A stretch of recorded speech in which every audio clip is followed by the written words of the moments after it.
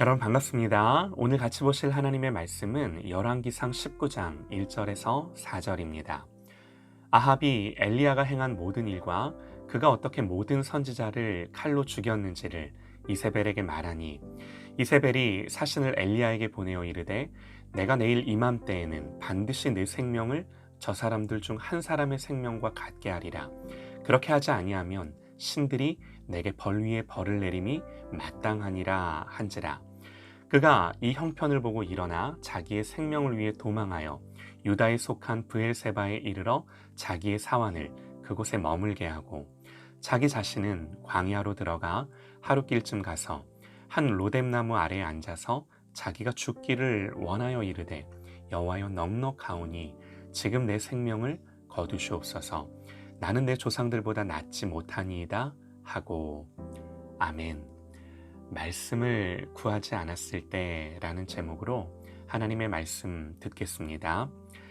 맑았던 하늘에 갑자기 구름이 몰려와 천둥과 소나기를 경험한 적이 있으실까요?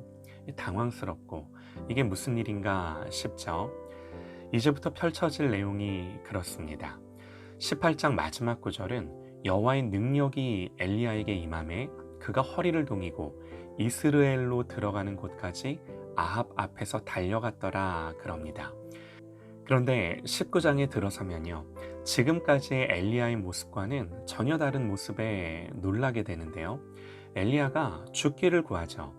사실 지금까지는 엘리야가 정말 우리와 성정이 같은 사람일까 생각될 정도로 대단했어요. 그런데 안타깝게도 한순간에 그 마음이 무너집니다. 솔직히 이제야 우리와 성정이 같다는 야고보 사도의 말이 공감이 가요. 갈멜산에서 홀로 하나님을 예배하며 조금의 두려움이나 망설임도 없이 믿음으로 바알과 아세라 선지자 850명을 상대했던 선지자. 하나님의 약속을 믿고 엎드려 기도하며 3년 6개월이나 닫혔던 하늘의 문을 열고 비를 내린 선지자. 그런데 갑자기 모든 것을 포기하고 낙심한 채 죽기를 구하는 선지자. 이런 대조적인 모습이 당황스럽기는 하나 조금만 생각해 보면요, 저 역시 그렇더라고요. 우리 역시 그렇지 않나요? 하루에도 몇 번씩 왔다 갔다 합니다. 하나님의 은혜와 사랑이 마음에 충만하면 담대함이 있고 기쁨이 있다가도 그러다가도 속상한 일이 생기면요, 언제 그랬냐는 듯이 마음이 무너지고 생각을 빼앗기죠. 이게 우리의 성정이에요. 오늘 말씀의 내용을 보면요, 아합이 갈멜산에서 있었던 일을 이세벨에게 말하죠. 아합이 엘리야가 행한 모든 일과 그가 어떻게 모든 선지자들을 칼로 죽였는지를 이세벨에게 말하니, 사실이기는 하지만 뉘앙스가 하고 싶은 말만 한 것 같아요. 엘리야가 바알과 아세라 선지자를 죽인 건 사건의 본질이 아니죠. 어쨌든 이 말을 전해 들은 이세벨은 엘리야를 죽이겠다고 혈안이 됩니다. 이런 상황을 알게 된 엘리야의 반응이요, 지금까지와는 사뭇 다르죠.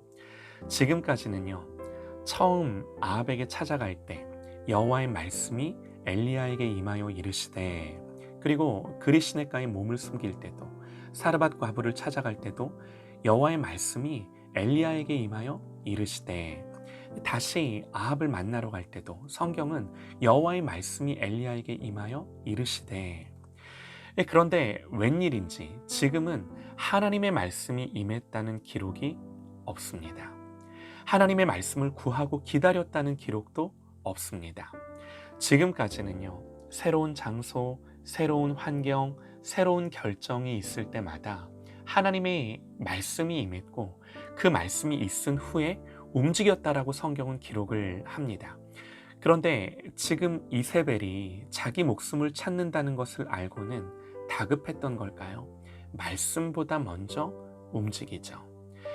말씀하지 않으셨으면 멈추고 말씀하실 때까지 기다리며 구했어야 합니다. 지금까지는 그랬어요. 그런데 이번에는 그렇게 하지 않은 거죠.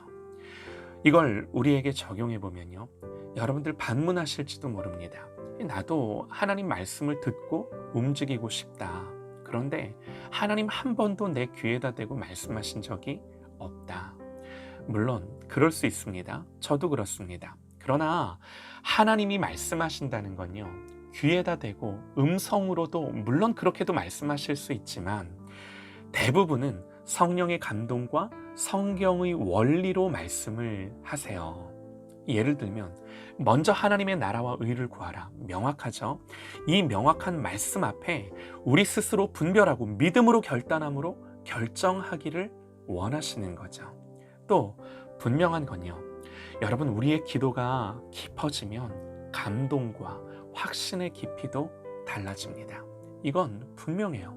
그런데 우리가 기도하지 않으면 이걸 경험하지 못해요. 이게 무슨 말인지를 몰라요. 기도하면요, 우리의 이성과 사고와 직관을 성령께서 주관하시고 간섭하셔서 하나님의 뜻을 알게 하시고 그 하나님의 뜻을 확신 가운데 믿음으로 붙들고 행하게 하세요.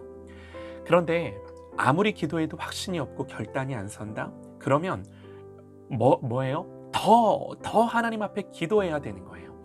더 엎드리고 더 하나님 앞에 머물라, 그 말씀을 하시는 하나님의 뜻인 줄 믿습니다. 여러분, 우리가 우리의 인생을 살아갈 때 때로는 하나님 안개 속을 가게 하세요. 한 치 앞도 모르는 길을 가게 하세요. 다 말씀해 주셔서 알고 가는 길이면 얼마나 좋겠습니까? 그러나 미래를 하나님의 손에 맡겨드린 채 우리는 알지 못하고 어떤 길을 가게 하실 때, 여기서 하나님이 원하시는 것은 미래는 하나님께 있으니 더 하나님 믿고 의지하고 기도하기를 원하시는 거죠. 우리가 어떤 일을 결정할 때요, 빌립보서 말씀을 생각합니다. 너희 안에서 행하시는 이는 하나님이시니 자기의 기쁘신 뜻을 위하여 너희에게 소원을 두고 행하게 하시나니, 그럽니다. 그러면 나에게 이런 소원이 있는데 이 소원은 하나님으로부터 온 거고, 그러면 이게 다 하나님의 뜻이구나, 이렇게 생각하는 게 다 맞을까요? 성경을 잘 봐야 하는 게, 이 말씀의 정확한 의미는 하나님은 자기의 뜻을 위해서 우리에게 자원하는 자발적인 마음을 주셔서 이끄신다는 의미입니다. 공동번역 성경을 보면요, 잘 한번 들어보시죠. 여러분 안에 계셔서 여러분에게 당신의 뜻에 맞는 일을 하고자 하는 마음을 일으켜 주시고 그 일을 할 힘을 주시는 분은 하나님이십니다, 그럽니다. 또 새번역 성경은 하나님은 여러분 안에서 활동하셔서 여러분으로 하여금 하나님을 기쁘게 해드릴 것을 염원하게 하셔서 실천하게 하시는 분입니다. 또 현대인의 성경은 이 구절을 하나님은 자기의 선한 목적에 따라 여러분이 자발적으로 행동하도록 여러분 안에서 일하십니다, 이렇게 이 말씀을 번역해서 기록해요. 의미가 이해가 되실까요? 이 말씀이 주는 교훈은 하나님의 뜻을 행하게 하기 위하여 나에게 그 일을 자원하는 마음, 소원하는 마음을 하나님이 능히 우리에게 주신다, 그 말씀이에요. 당연히 나의 소원이 다 하나님의 뜻이다, 이렇게 말할 수 없는 거죠.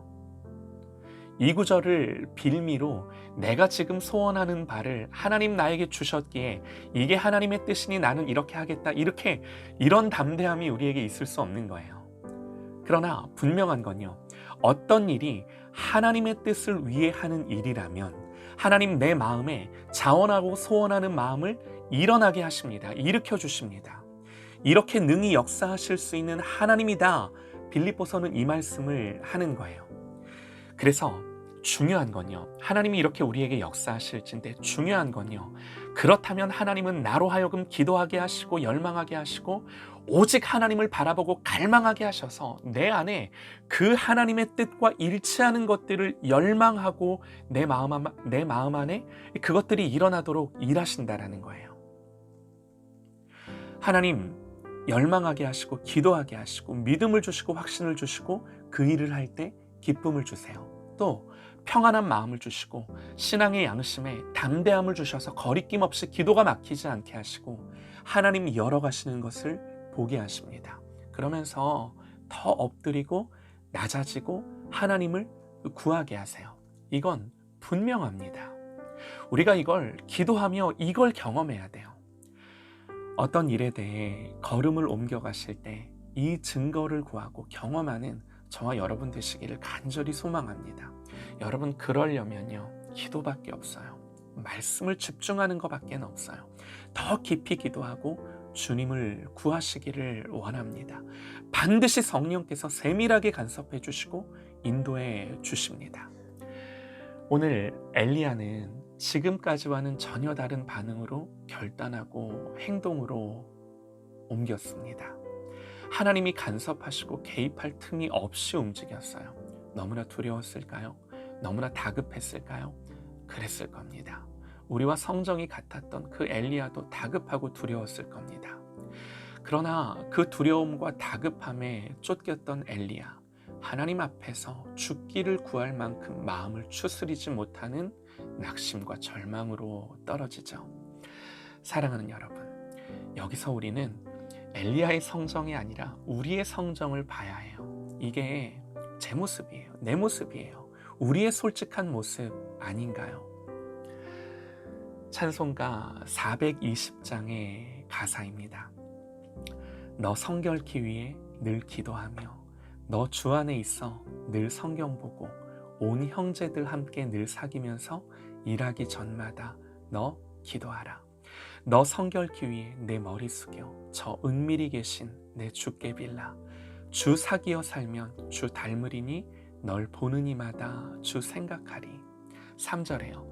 너 성결케 위해 주 따라가고 일 다급하여도 당황치 말고 참 즐거울 때나 또 슬플 때나 너 주님만 믿고 늘 따라가라. 4절에요. 너 성결케 위해 늘 기도하며 내 소원을 주께 다 맡기어라. 너 성령을 받아 주 섬겨 살면 저 천국에 가서 더 잘 섬기리. 사랑하는 여러분, 이 찬송의 가사처럼 우리가 주님 앞에 성결케 위해 이 찬송처럼 늘 기도하고 말씀 보고 깨어 하나님과 사귀어 살며 주의 성령 받고 우리의 모든 소원을 하나님께 아뢰는 그런 저와 여러분 되시기를 간절히 소망합니다.